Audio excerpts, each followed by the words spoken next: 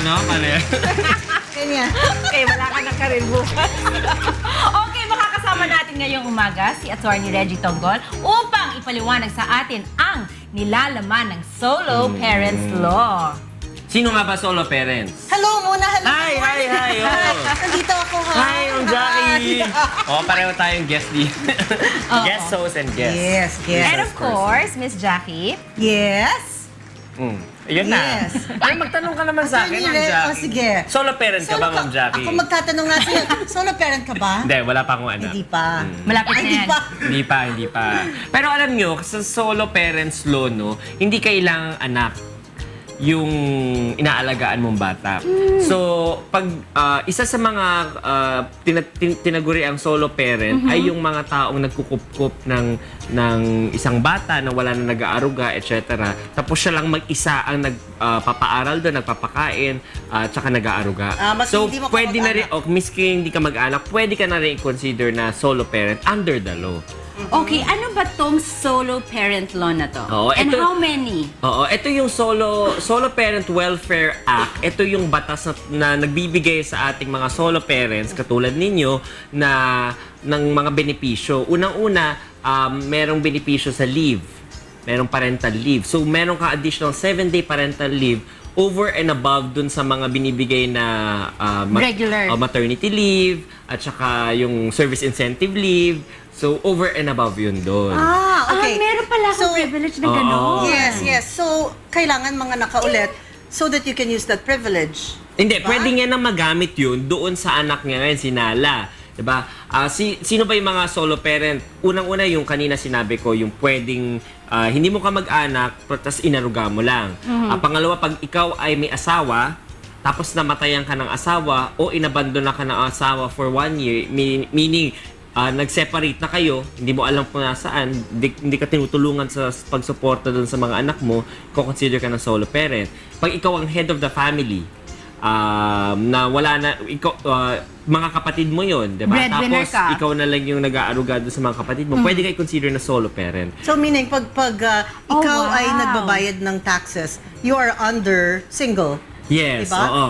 And then, meron kang mga dependents. Correct, yan. Yun yung mga tinatawag na solo parent. So it doesn't necessarily follow na anak mo siya, pwedeng kapatid mo or adopted. Correct. That doesn't matter, kunyari, kung ikaw ay nag-aalaga ng isang bata, kailangan to be able to be a beneficiary of the solo parent law.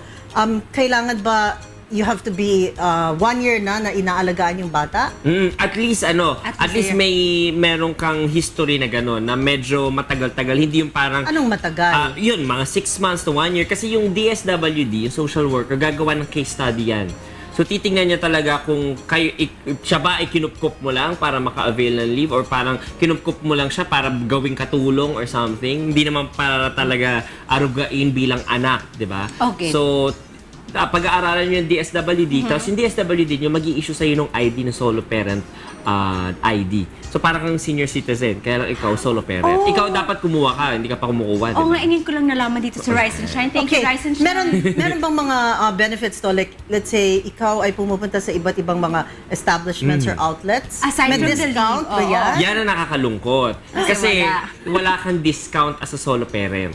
Ang pinaka binibigay ng batas ayuda na kapag ikaw ay mag-e-enroll kunwari, ganyan, no? So pag pinakita mo yung solo parent ID mo, then dapat mas maintindihin yung educational institution, dapat Yeah, so- mas maintindihin yung employer mo na parang kung kailangan mo mag-leave, ibigay sa yung kaukulang leave na 7 days. So yun lang talaga yung parang pinaka binigay nung So leave lang. leave Yeah, lang. right now, leave Oo. lang. Extra Pero 7 doon days. sa mga indigent, mga under the poverty level na hindi kayo yun, no? Bibigyan Paano sila mo ng naman ayuda alam? ng DSWD. So may libreng paaral sila sa CHED tsaka sa TESDA. Meron. Oo, bibigyan sila ng preference yung mga anak nila na sila yung makakuha ng mga ganong O kung scholarships. hindi naman nga sinasabing ganun, hindi ba pwedeng may discount sa mga eskwelahan? I think hindi talaga binibigyan pa ng mandatory effect ng batas yung ganun. Wala talagang pinoprovide yung batas na kailangan. So it's really private institutions prerogative kung magbibigay sila ng extra benefit for the solo parents. Okay. Pero hindi nila pwedeng discriminate yung bata dahil isa lang yung parent, at hindi ka rin nila pwedeng i-discriminate dahil ikaw lang. Hindi ka rin nila pwedeng hanapan na, asan yung asawa, ganyan. Okay, until what age ng bata or hanggang meron ba tong time limit na you have this benefits?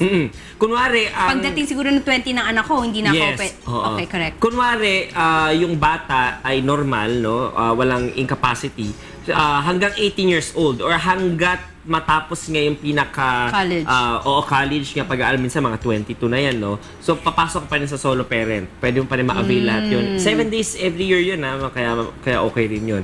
Tapos, kapag incapacitated naman, forever na yun. Kasi, syempre, hindi naman maalagaan ng bata yung sarili niya.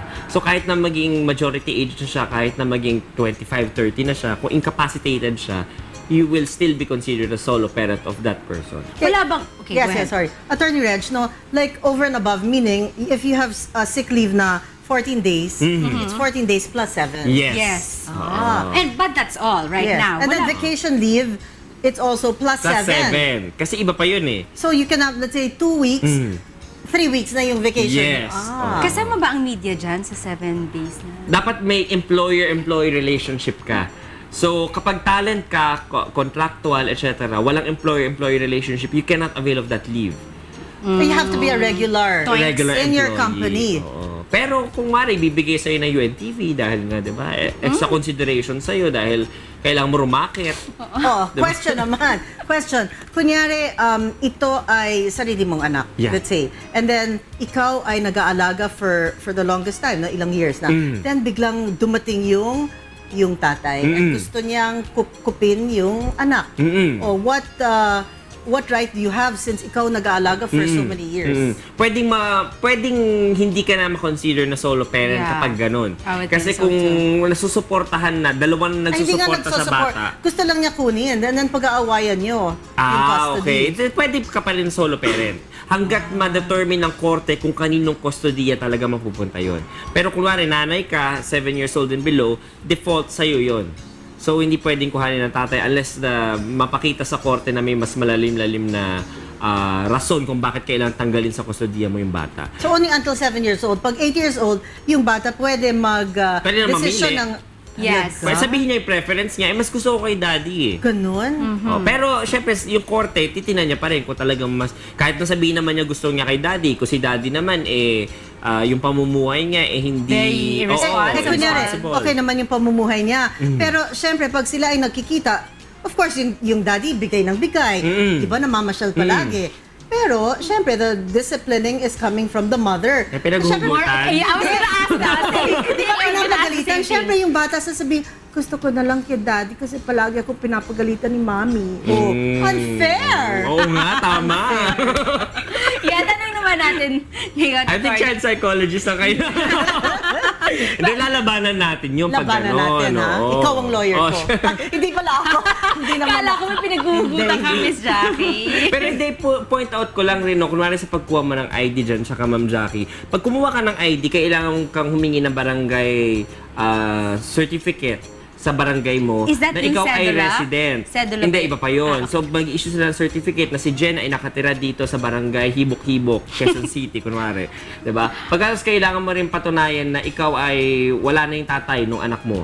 What do you mean? Mag-i-issue si What do you mag-i-issue mean rin si wala na? barangay na itong si Okay. Jen ay hindi na kasama ang ama ng kanyang anak. But Okay how lang. can you prove that, no? Yeah, Yun. how are you gonna prove that? Ine-expect kasi ng ating batas na ang barangay natin ay sort of chismoso. Alam nga yung mga nangyayari dun sa ano. Ganon? Okay. Eh, kunyari, magaling magtago kaya, si Jen. kaya yung barangay yung nag-i-issue ng ganon. Okay, ako in my case, kunyari, not in my case pala, yung situation.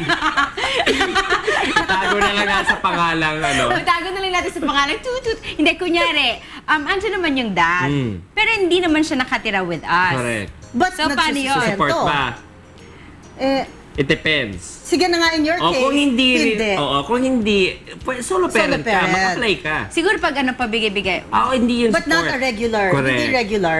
Pwedeng solo parent ka rin. Yes. oo. pwede yun. Dapat mag-apply ka na, sayang din yung 7 days mo. Okay, mamaya. So Askasuhin natin actually, yan. kunyari, sa lahat ng mga nakikinig, yung talagang pinaka-benefit na pwede is the 7 days. Yeah, that's Leave. all Yun right lang now. talaga. For now. As of For For now. now, wala bang incoming bill or something? Dapat. Alam ko may mga nakahain, pero May mga nakahain. yung mga discount kasi hindi ano eh. Lechon Oo ba nga. yan? Bigay. Ano Tapos yung- kunwari yung sa pagpa-file mo ng ITR sa tax mo, pasok na siya doon sa dependent. Yes.